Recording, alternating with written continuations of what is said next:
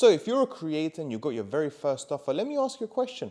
How are you going to decide what kind of price should you be charging? Do you go cheap and come across as low value but appeal to a much wider audience? Or do you go expensive and make a big profit, but it may take about 5 to 6 months to get your very first client? I have done both of these things, and over the last 4 years, from my experience, I'll tell you exactly what the pros and cons are of going cheap versus going expensive. And if I could go back in time, I'll give you a little bit of advice as to what I would be doing right now. But first, you must understand that pricing isn't just about the numbers. It's also about how your brand is going to be perceived by your audience. It will also determine what type of customers you're going to attract, and overall is going to have a massive impact of how sustainable your business is going to be long term. So choosing the right price at the very beginning is really, really important. Because once again, you may come across as an expert in your field, having charged a high price, or you may want to go to appealing to a much wider audience by going cheaper and undercutting everybody. All right, so with all that being said, what are the benefits of going low? Well, first of all,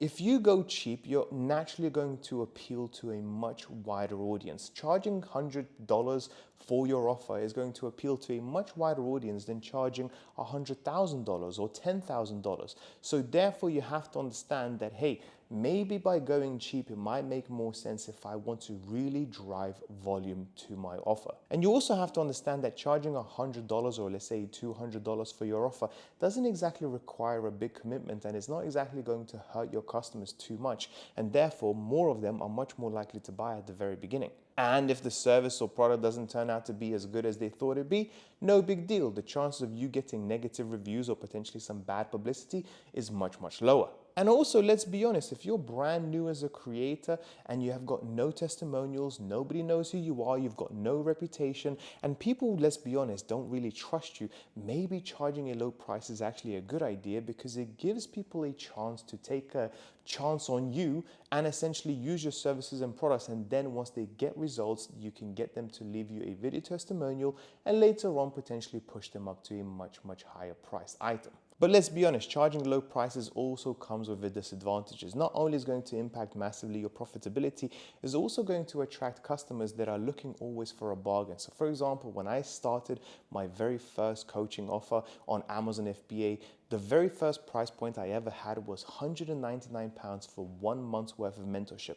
Now, with that mentorship, people were getting unlimited email support and also 1 Zoom call for each and every single month. And believe it or not, even though the offer was cheap and accessible to a whole bunch of people, they still complained and wanted more out of me. So if I was doing 1 call a month, they wanted 1 call every single week. If I was doing emails within 24 hours notice, they wanted a response within a couple of hours. And matter of fact, a few of them actually asked for my personal phone number so they can give me a call as and when they wanted. So sometimes pricing low can still come with the disadvantages, and you may not necessarily get the best customers you really want. But what about charging high prices? Well, the big pro is the fact that it positions you as an expert in your field. It's kind of like comparing a Ferrari to a Toyota. Of course, Ferrari is like 10 times more expensive because it's just a better car.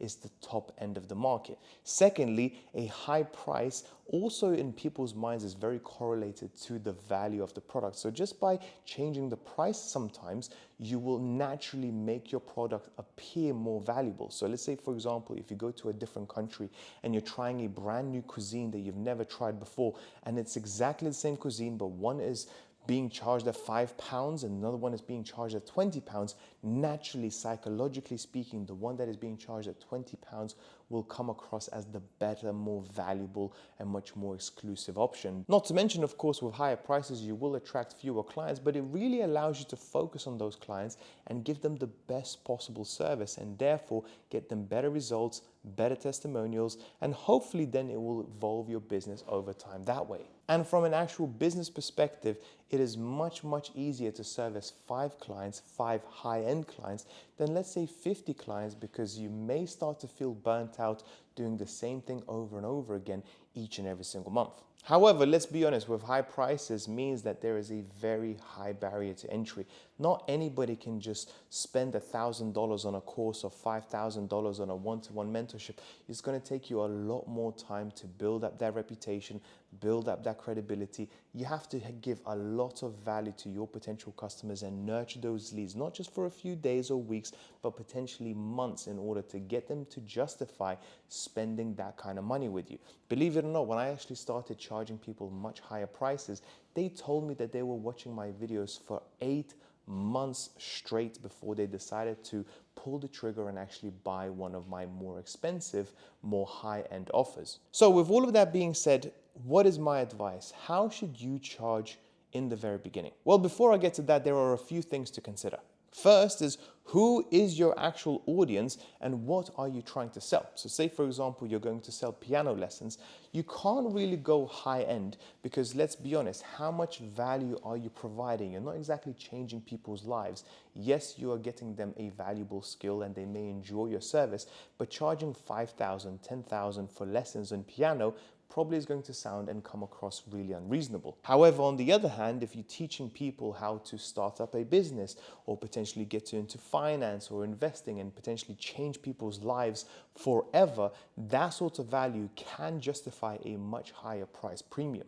Also, another thing to consider is, how qualified are you? Are you somebody who literally just started up their own YouTube channel and basically did 5 videos and now think you're going to be charging thousands and thousands of dollars or pounds? Or are you somebody who has been doing this for years and years and years, got a whole bunch of testimonials, a whole bunch of credibility, a whole bunch of reputation, you are very well known in the market and therefore can demand those sorts of prices and justify it because you have so much credibility built around you? Well, in 2024 and coming up now to 2025, if I had to go back to the very beginning, had my very first offer, this is exactly how I would do it. First, I would charge absolutely nothing. The whole point, in my personal opinion, in the very beginning is to try to give as much value as possible, and therefore by not charging anything at all and by having people just working with you and getting them through the whole process from start to finish will accomplish so many things. First, let's be honest, it is your first offer, so it's probably not going to be your best one. You will mess up along the way. But guess what? Given that you're not charging anything, people will understand and they will be much more understanding and appreciative of the fact that you are giving any value at all. So it will help you to improve on your offer. Secondly, by getting people in for free, they are going to be much more likely to leave you a positive testimonial. They will give you a video review. They will be able to share the results.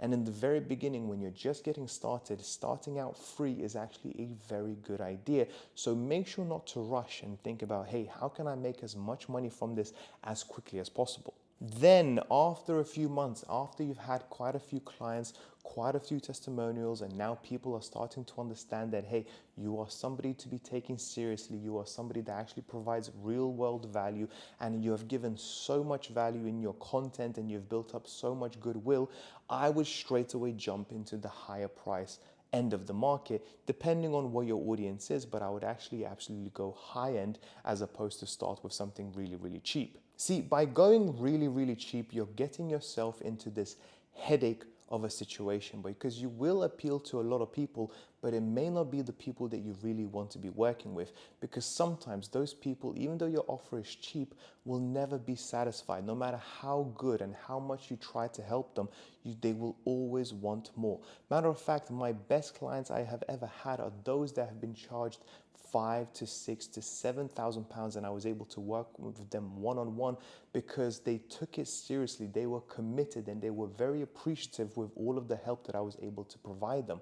Whereas the people that only were charged £100 to £200 really always wanted more and more value, which was really difficult to give at that price point. So the main takeaway from this video is, first of all, figure out who your audience actually is. Is it something that you're providing life-changing value, or is it somebody that you are literally just trying to improve and get them a new skill? For example, one of my clients is actually somebody who is just trying to improve the GCSE English grades of school children who are in their 15, 16, 17-year-old age. So of course, she can never charge a high-end price premium because they're never going to be able to buy.